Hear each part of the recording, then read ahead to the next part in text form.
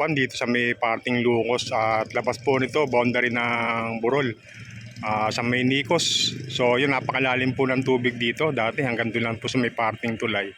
So ngayon hanggang dito na po sa may taasan, hanggang dito na po sa may kanto. Yan, hanggang dito na sa kanto. So yun, sa mga magkatangkang pumunta rito, baka mapanood nyo to sa mga rider na pupunta po ng bypass. Huwag nyo na pong tangkayin dumaan dito at napakalalim po ng tubig mga kauban. So yun, mag-MacArthur na lang po kayo mga kauban. Napakalalim po talaga ng tubig.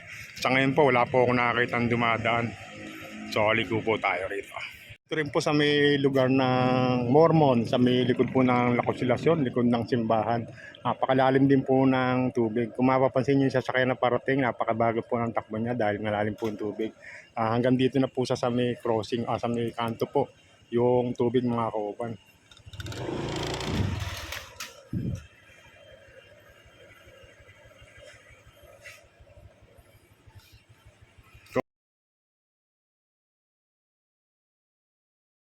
So, dito tayo sa may ilog, ilog ng Balagtas, Balagtas River, tapos ito po yung Balagtas Bridge. Ayan. Kung makakita nyo po, medyo mababaw, katulad nung isang araw. Sa ngayon po, kakasa po yung bangka sa ilalim. Yan po yung lalim po ng ilog. Yan, ang laki ng tubig sa Balagtas River. So yan yung parting Lungos. Yan.